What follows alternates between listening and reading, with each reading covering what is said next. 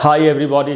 दोस्तों, कई बार ऐसा हुआ होगा कि आप किसी पार्टी में गए होंगे और या किसी शादी में गए होंगे और अपने किसी फ्रेंड से आपकी मुलाकात हुई होगी जो काफ़ी स्मार्ट दिखाई दे रहे थे उसमें, क्योंकि वो अच्छे तरीके से सज धज के संवर के आए थे पार्टी में। तो आपने अपने फ्रेंड की तारीफ़ की, अरे यार तुम तो बड़े अच्छे दिखाई दे रहे हो, तुम तो काफ़ी स्मार्ट दिखाई दे रहे हो। अच्छा दोस्तों, इसको इंग्लिश में कैसे बोल सकते हैं? Oh you are looking good, you are looking smart, ऐसे बोलते हैं ना हम।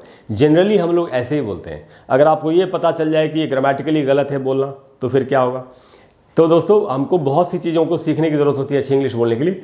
ऐसे वर्ब्स जिनमें हम आईएनजी नहीं लगा सकते, यानी कि जिनको हम कंटिन्यूअस टेंस में इस्तेमाल नहीं कर सकते, ऐसे वर्ब्स को स्टेटिव वर्ब्स कहा जाता है, यानी अवस्था बताने वाले वर्ब। क्रिया बताने वाले नहीं, अवस्था बताने वाले। तो दोस्तों, आज की क्लास में हम स्टेटिव वर्ब्स के बारे में सीखेंगे। आपको ध्यान से पूरे वीडियो को एंड तक देखना चाहिए और हर स्टेटिव वर्ब को ठीक से सीखना और समझना चाहिए। आज की क्लास का नाम है दोस्तों स्टेटिव वर्ब्स। अच्छा दोस्तों, पहले हम ये समझ लेते हैं कि स्टेटिव वर्ब्स होते क्या हैं। तो स्टेटिव वर्ब्स, जैसा मैंने आपको बताया, stative verbs they describe a state. जो स्टेटिव वर्ब्स होते हैं वो एक अवस्था को बताते हैं, अवस्था को डिस्क्राइब करते हैं, उसका वर्णन करते हैं। स्टेट का मीनिंग है दोस्तों यहाँ पर अवस्था। स्टेट की और भी मीनिंग होती है, जैसे राज्य, देश, ये सब, वो अभी मीनिंग हम बाद में बात करेंगे। तो यहाँ स्टेट का मीनिंग है अवस्था। तो स्टेटिव वर्ब्स जो वो अवस्था को बताते हैं, नॉट एन एक्शन, किसी क्रिया को नहीं बताते। जैसे डू का मतलब है करना, ईट का मतलब है खाना, वो सब क्रियाएं हैं। वो सब ऐसे वर्ब्स हैं जो किसी क्रिया को बताते हैं। वर्ब हमेशा क्रिया को ही नहीं, अवस्था को भी बताता है। ये भी हमको सीखने की जरूरत है एक्चुअली, इसीलिए मैं आपको ये क्लास दे रहा हूँ आज। तो स्टेटिव वर्ब्स का मतलब है अवस्था बताने वाले वर्ब्स।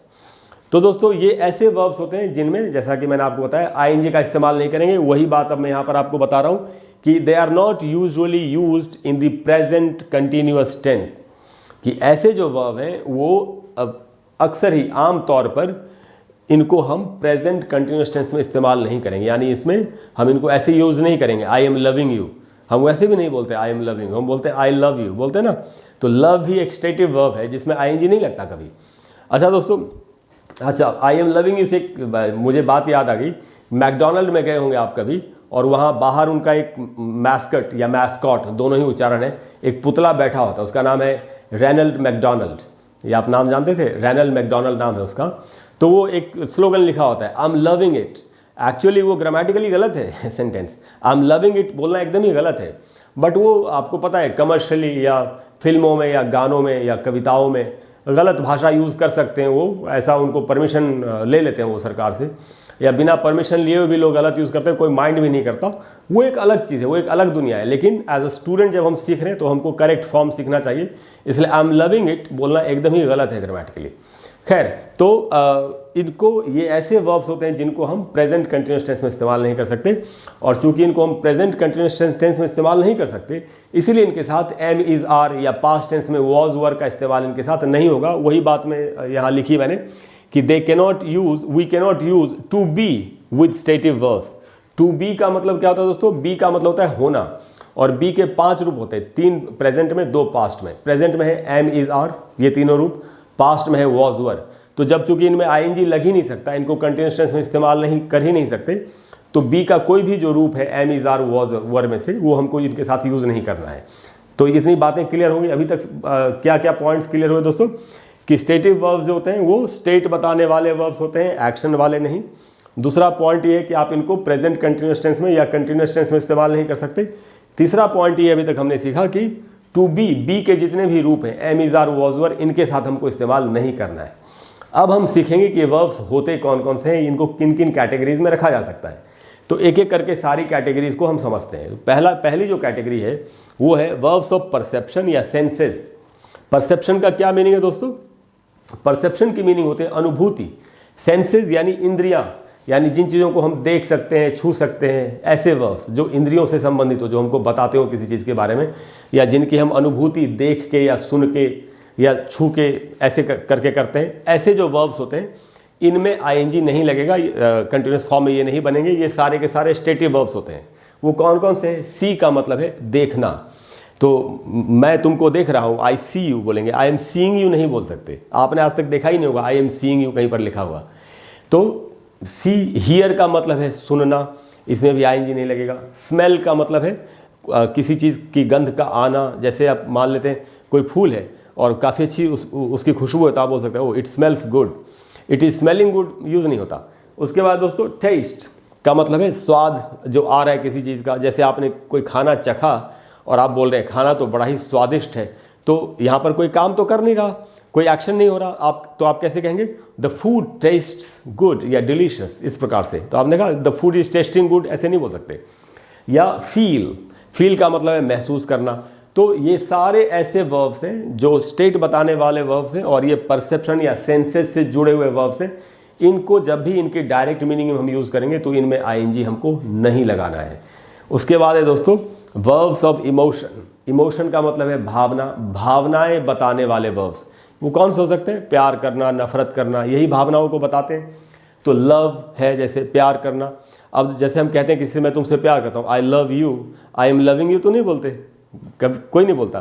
तो लव है या लाइक है, I like you, I like it, ऐसे बोलते हैं हम। आई एम लाइकिंग इट तो नहीं बोलते, आई एम लाइकिंग यू तो नहीं बोलते हम।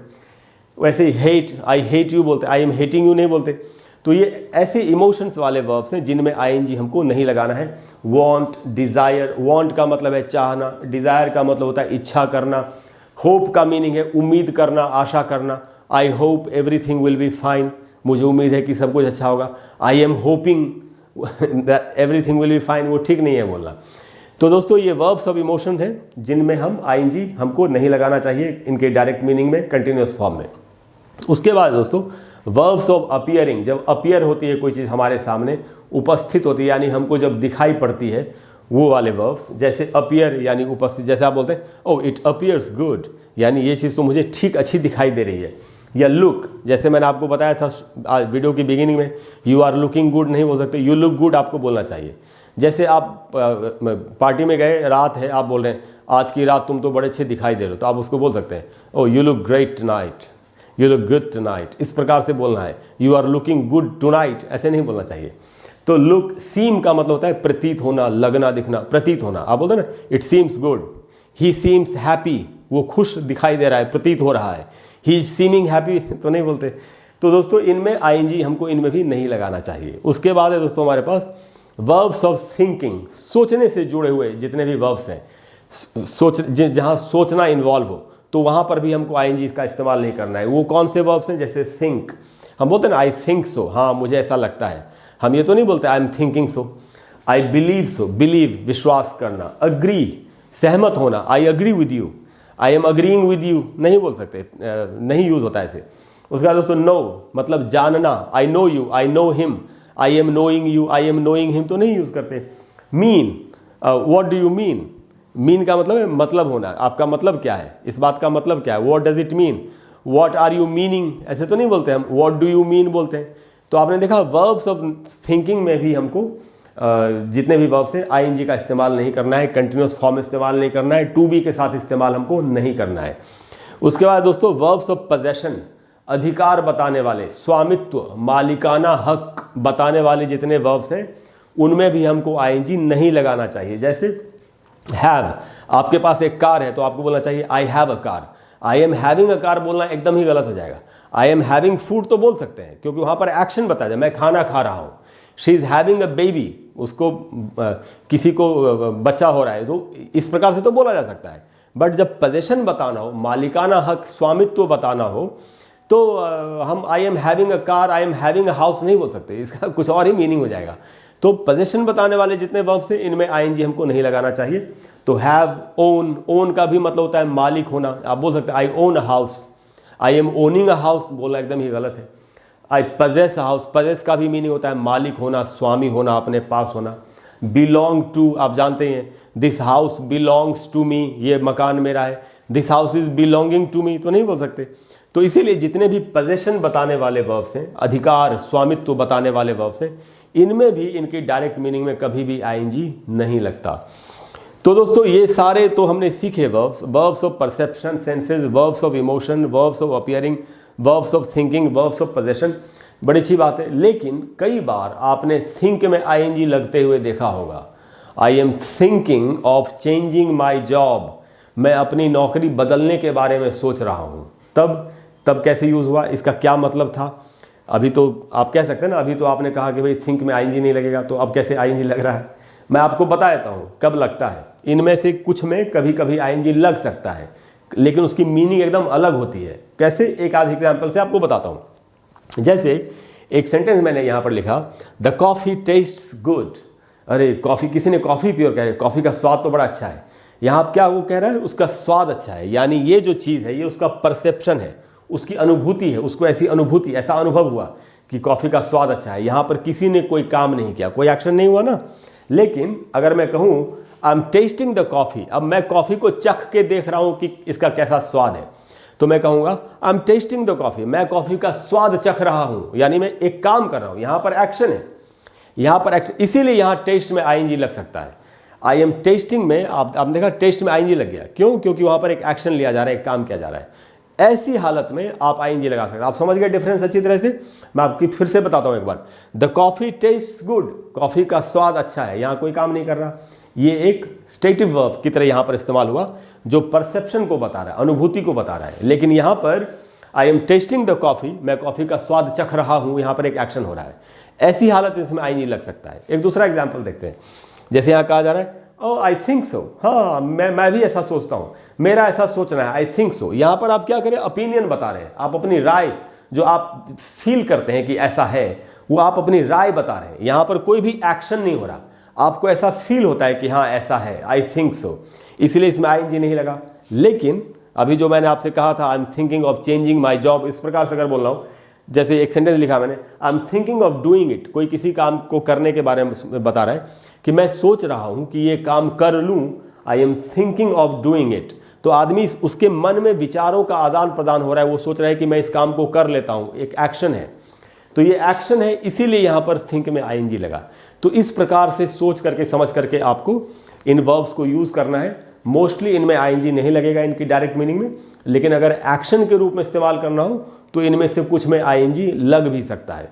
अगर आपको ठीक से इनको समझना है तो आपको क्या करना चाहिए, आप जब भी न्यूज़पेपर पढ़ते हैं या कोई लिटरेचर की बुक पढ़ते हैं या इंटरनेट पर ही कोई चीज़ आप पढ़ रहे हैं, तो आपको सेंटेंसेस को थोड़ा ध्यान से देखना चाहिए। एक नज़र रखनी चाहिए कि ये जो वर्ब इसमें इस्तेमाल हुआ है, इसमें अगर आईएनजी का इस्तेमाल हुआ है तो कैसे हुआ है, क्या ये ठीक है कि नहीं है।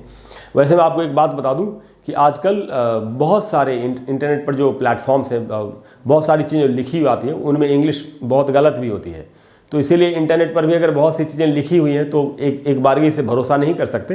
हाँ, अगर वो किसी ऑथेंटिक वेबसाइट से चीज़ आ रही है, जैसे अगर वो ब्रिटिश काउंसिल की वेबसाइट से पर कोई इंग्लिश की चीज़ लिखी हुई है, या ऑक्सफर्ड की वेबसाइट पर कोई चीज़ लिखी इंग्लिश की, उस पर आप विश्वास कर सकते हैं।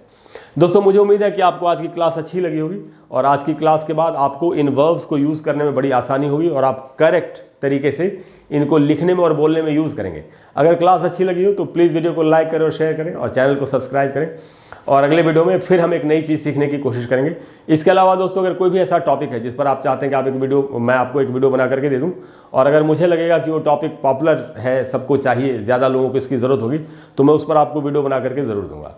Thank you very much, I will see you soon, bye bye.